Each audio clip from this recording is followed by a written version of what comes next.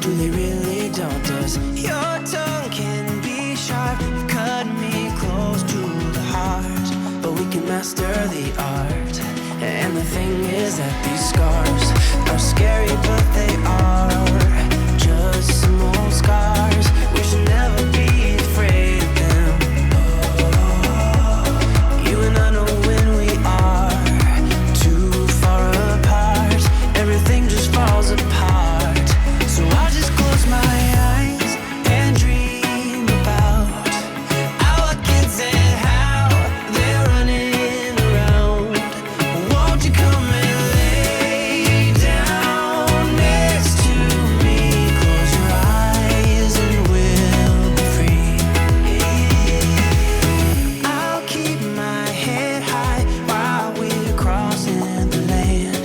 With all the minds we lay down, it's gonna take us some time, but I won't give up, though I know it's tough. We need to break our patterns. It's better now than after we have drifted off too far. Let's tear down these walls our destiny has called. We're walking down a path, and the wind will change at last, like a song about our past. So I'll just close my eyes and dream. Hey, good Sunday morning to you. This is Kevin coming to you live from Charlotte, North Carolina, and today is the 4th of October, tomorrow is one of my pup's birthdays, Rocco. He'll be 1 year old. Not that you, not that it makes any difference to you, but still, there you go. So why did I come on here this morning to be live? I don't know. I do it twice a week, just to connect with you and maybe twist your way of thinking a little bit. Disrupt business as usual. And that is what the theme was about. Disruption. Let's see. Anything that seems to disrupt anything is an experience. So, what does that even mean, right? We often get ourselves into, at least I do, mind mess. But I like those little mind messes because it allows me to push some space between all the other mind mess that doesn't really serve. So that's exactly what it is. Mind mess is a disruption. And a disruption is something that gets in the way of what somebody expects. It's a bit like meditation. You know, noise disrupts meditation, but the part of meditation is to listen. Without noise, what are you listening to? You're having an experience of listening. So stillness, if it's completely quiet, becomes the listener. And so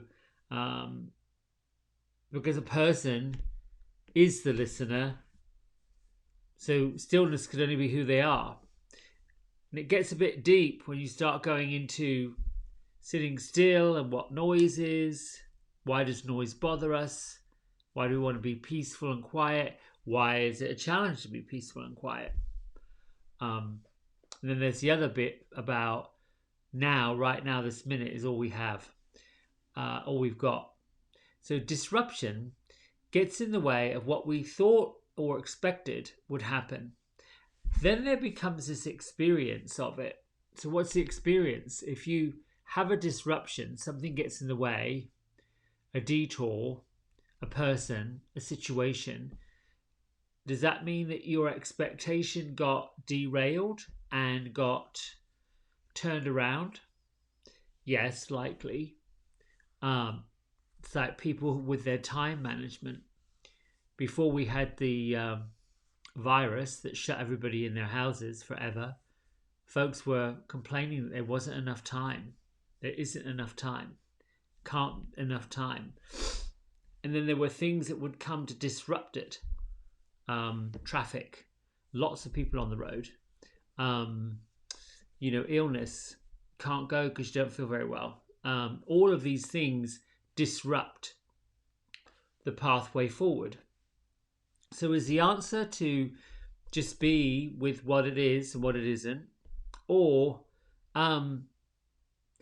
to get upset? Usually people get upset. When things get disrupted, people get upset because the expectation isn't being met. So if you look at a disruption as just being an experience and how you handle the experience, just an experience. What I found that by looking at a disruption as just a simple experience and then seeing, I'm having a reaction to this disruption. Or what if you're the cause of it? What if you're the cause of the disruption? Have you ever been in a place where the expectation, and I'll use church as an example because it's Sunday and most folks have a habit, going to go to church. Okay. And here you are. Everything's peaceful and quiet. People are paying attention to the preacher, the priest, whoever, pastor, whoever's delivering a sermon and talking.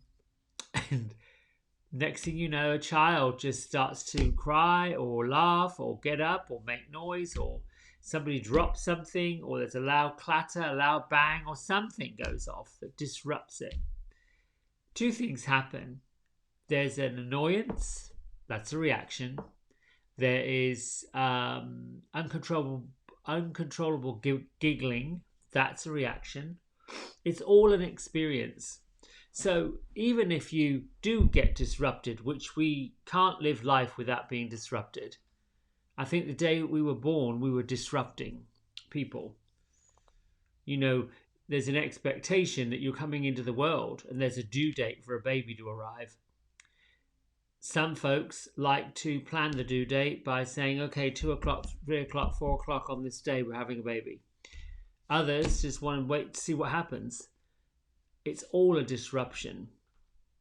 Even the best laid plans forward, there can be disruptions.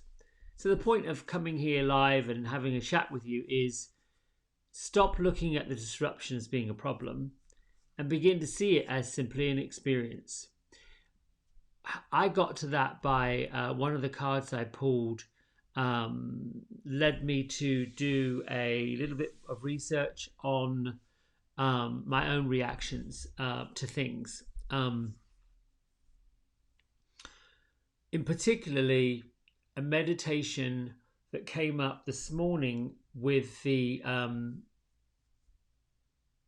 mirror. I forgot what it was. A card that had to do with mirror work. I can't remember if she was the princess of the mirror. Anyway, I did a meditation on it this morning, and it spoke about, or something came up for me about the pathway that we've been on, what we've done so far.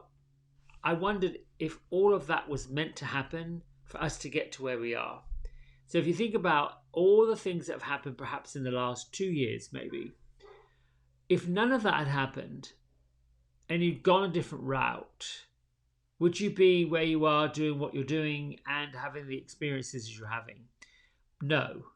What would you be doing? What would those experiences be? So,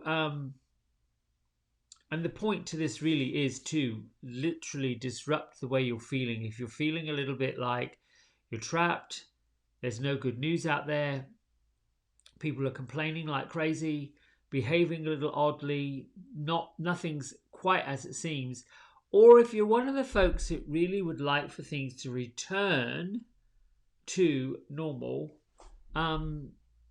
look at the reason why. It's likely linked to a comfort zone. And what you may be experiencing right now is discomfort. And then if you put discomfort next to disruption, and you look at discomfort and disruption as being the simple experience of a decision that you're making about it, you can get through it without a judgment. Typically, we're hardwired to look for a reason why things don't work and the reason why things do work. We want to control the narrative. By controlling the narrative, we stay in that comfort zone, that lane of predictability. What I like to do physically to disrupt stuff is move about, listen to music, I don't know, get in the garden, do gardening. This weekend, I am purging. I'm breaking down empty boxes. I don't know why I saved them, but I did. Going through the attic, sweeping through anything that's there, going in the yard, picking up sticks and just dumping them. That's a physical activity to disrupt the heaviness. When something happens that we weren't expecting, it is there to give us a distraction, to turn and look the other way and focus on something else, focus on what's important. And that's what I want to lead to how we're moving forward. You know, I personally was quite alarmed when the news broke, I think it was Thursday, that the president tested positive. And I was a bit concerned, like, oh, this, for some reason, I don't know. I've heard other people that are positive. I don't know anyone personally that has passed, but this was sort of like a little bit shocking, and I don't know why it was shocking. So I just sat, why am I shocked by this? I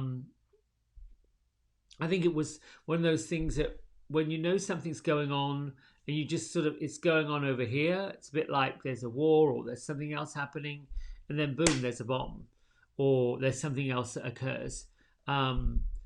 It lands and then you get quiet and think about what's landing, what's happening. That's the piece that's missing.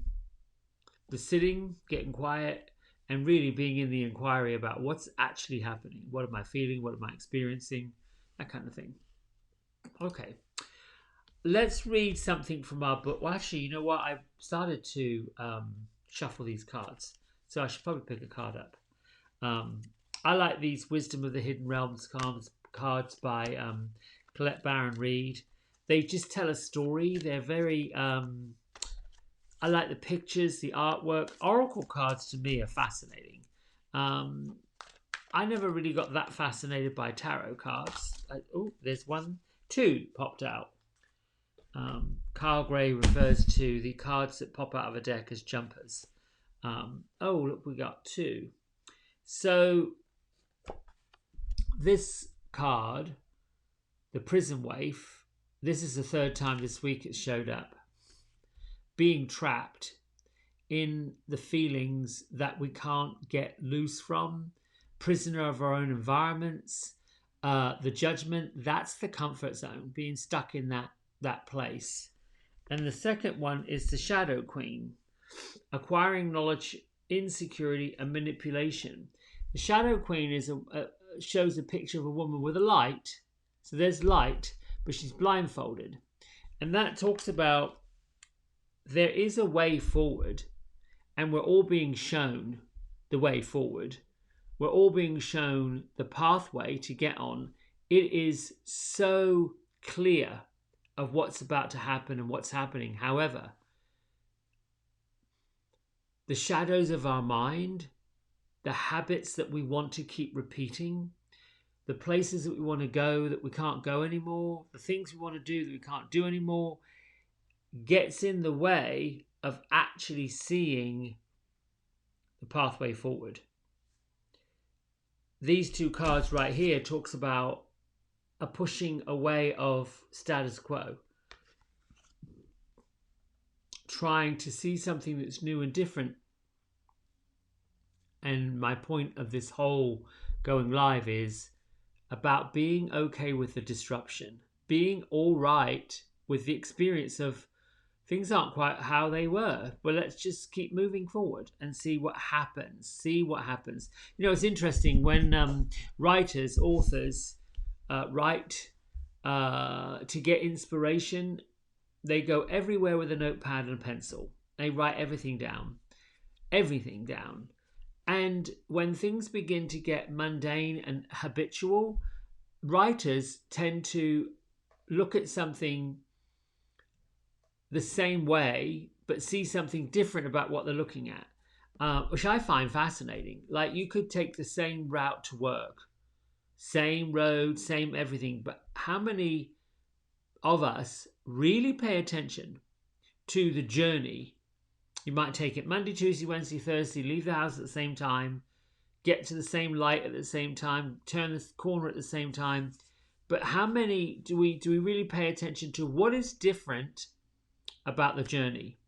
Well, number one, the weather's probably different. Number two, the cars that are up next to you at the light are probably different. The people in those cars are probably different. The light might be green one day, not the next day. So learning to live in the present moment, having the experience of being present to it, takes away this habit of finding judgment, living in judgment. Right, I'm going to read from our book today and I'm going to meditate. Let's go in with a feather, choose a date, and see if this matches up with the disruption being the experience, not the problem. All right, we have August 7th, be all you can be.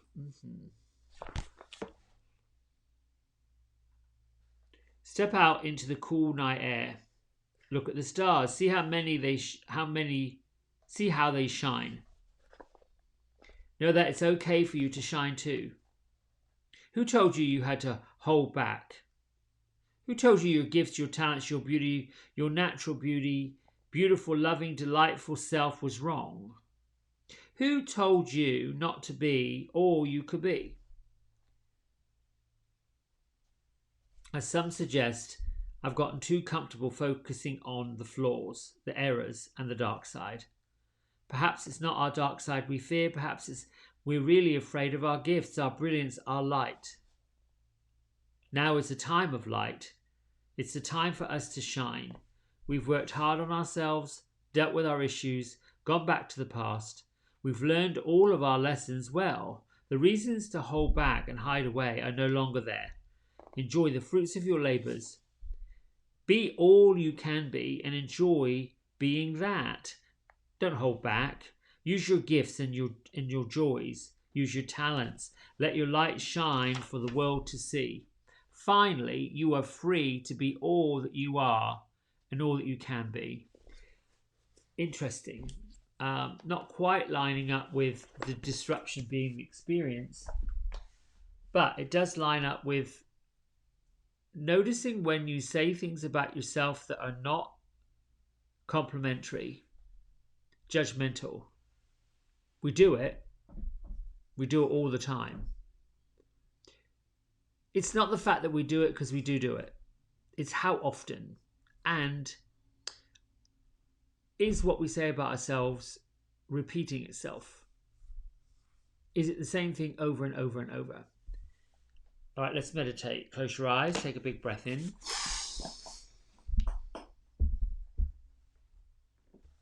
Sigh it out.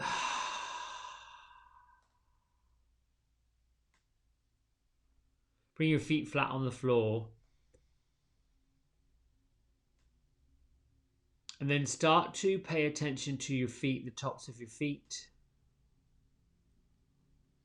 And the soles of your feet, particularly the big toe mound. Might help if you press the big toe mound of your right foot down into the floor and lift your right toes up. Press the big toe mound of your left foot into the floor and lift your left toes up. What do you feel? What do you experience? What's the sensation in your feet? Then move up into your ankles.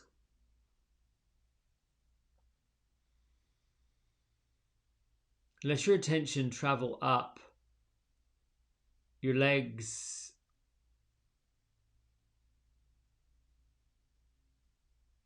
and then into your knees.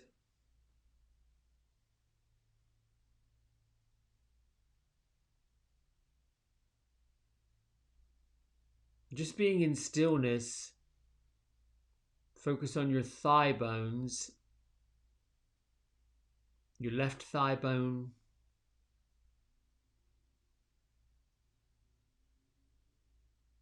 your right thigh bone,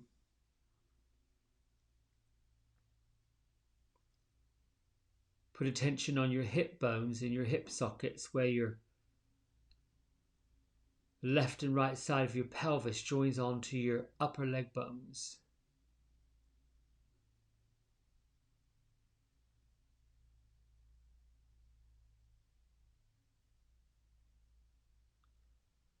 Move into your lower back and your tailbone.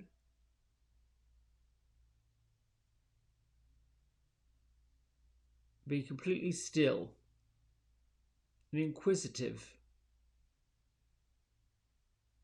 Can you feel your tailbone with your mind's eye?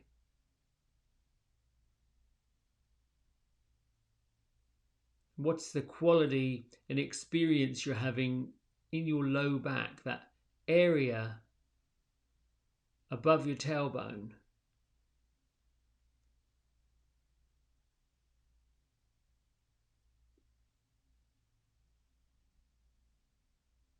And think about your mid-back, your thoracic spine, the area of spine right behind your heart and lungs.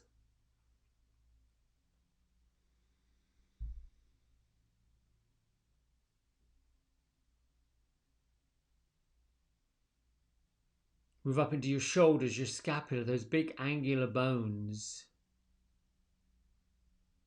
that lever back and forth, up and down, that allow you to lift and lower. The bones that allow you to open your arms wide.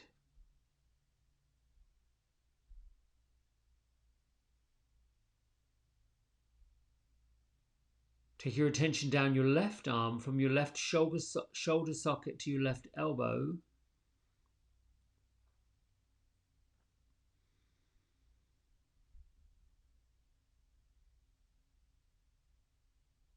Gradually move down to your left wrist.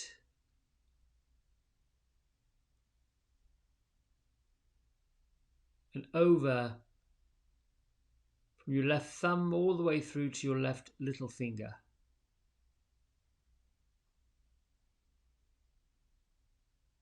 Just be in stillness and observation of what's happening all the way down your left arm.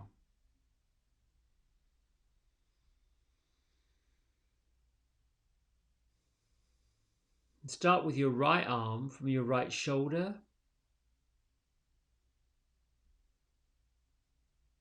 Move down to your right tricep and bicep into your right elbow.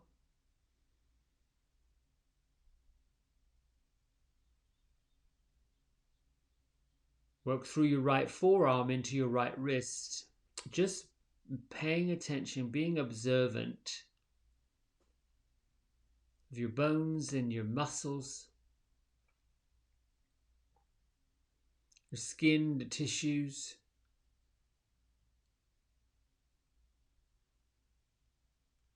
Extend your mind, your third eye center, into the tips of your right fingers.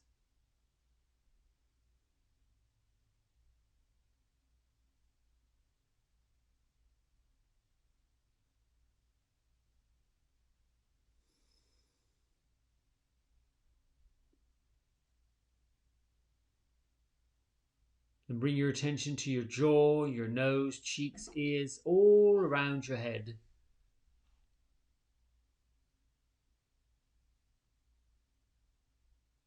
Just be observant of what's happening, the feelings, without judgment.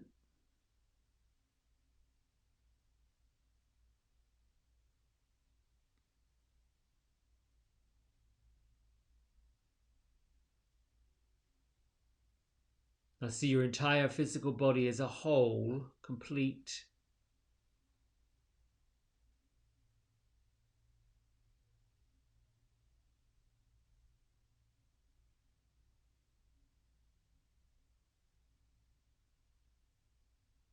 And focus on what you say about your body.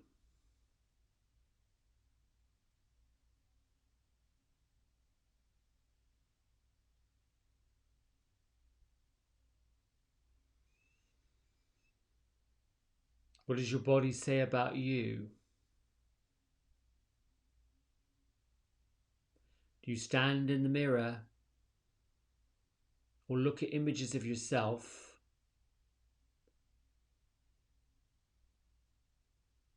and feel less than positive?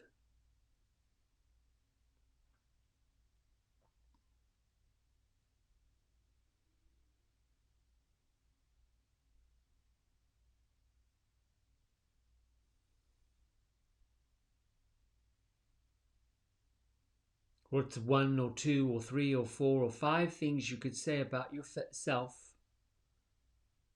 or your body that is true and positive and that you would defend without question?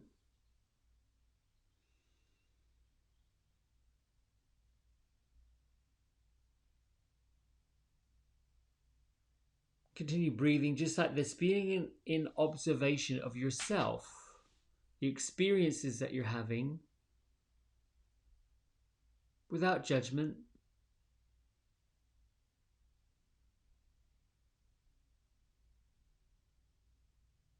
Cast your mind and your thoughts to this year, beginning with the way you felt when the news broke,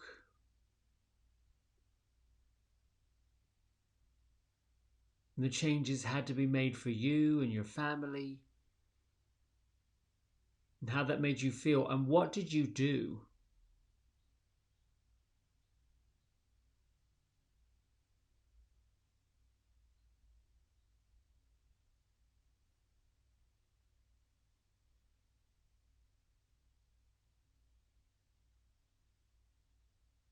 Think about all the areas of this year that you caused to have happen, that you caused something to shift.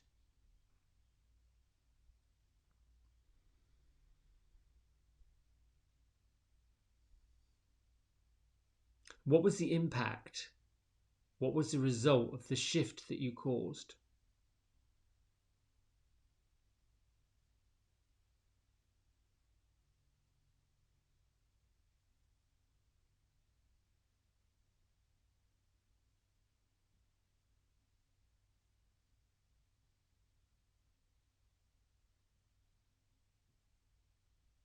Moving forward from this moment, from this meditation, from this day,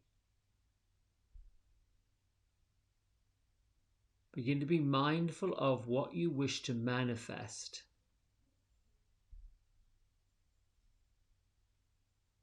And the responsibility that you yourself are putting into manifesting it.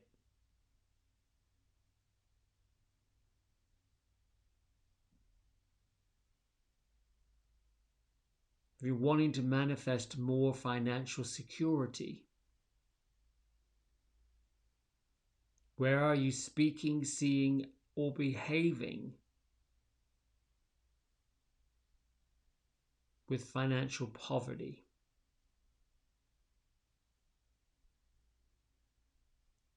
If you're wishing to experiencing better health, more vitality, more energy, more focused,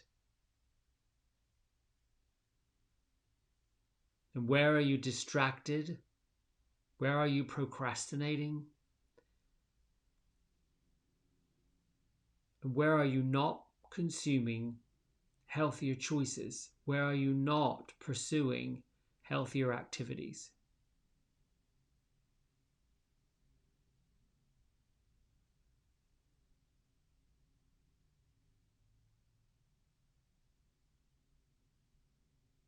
For every activity, thing, visualization we wish to manifest,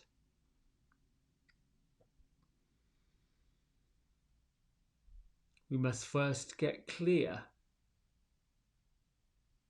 with where that's not being manifested and understand the experience,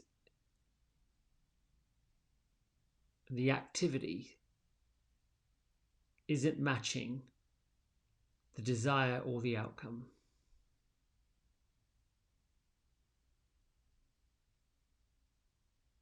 And the purpose is to be in observation, not in judgment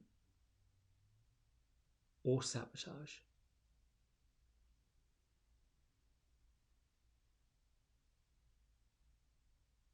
Bring focus back to the room that you're in. Place your hands at heart center.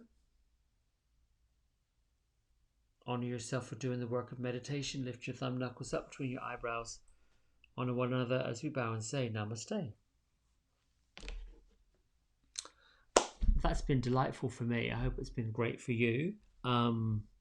Bit different, bit deep this time. I like to switch it up a little bit. But anyway, have a great Sunday afternoon. Here in the Carolinas, it's gorgeous.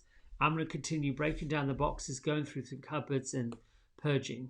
So I will be on here with a live on Wednesday morning, I hope, at 9 o'clock. Thanks so much. Have a great day. Bye.